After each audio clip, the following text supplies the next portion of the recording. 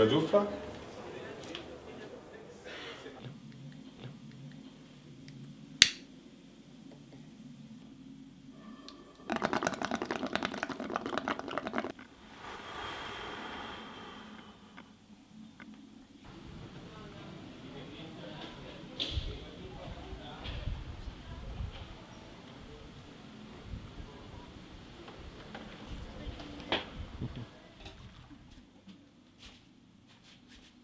Pronto, parlo con l'eredità?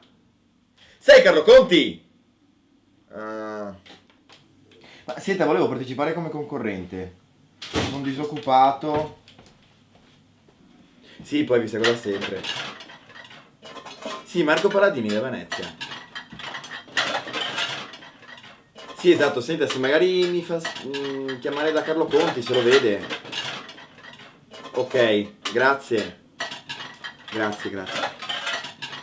Bisboro, ma che musana di merda che ti ama, là. Che musana che go? Hai visto Luca Giuffa, che merda? Vabbè, oh, che novità, cinesi che babari sono ovunque in sta città. Ma ti vedi che non ti capisci un cazzo come al solito? Ma ti credi che il problema sia i cinesi che babari che gente ha?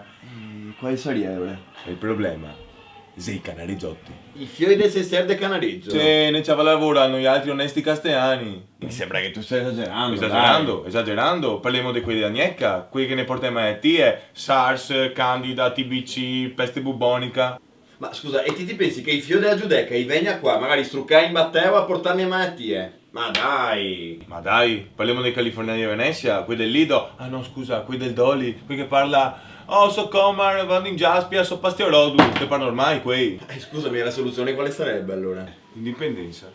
Indipendenza? Sì, l'indipendenza del Castello perché basta San Marco, basta Canareggio, basta San Po, facciamo saltare tutti i ponti! Perché nessuno si ricorda, ma nel 48 siamo stati noi altri a Senalotti del Castello a insorgere per primi contro il nemico. E stati sestieri dove Cassi c'era. E ora, da adesso, da oggi, indipendenza del Castello e Luca Giuffa capitale!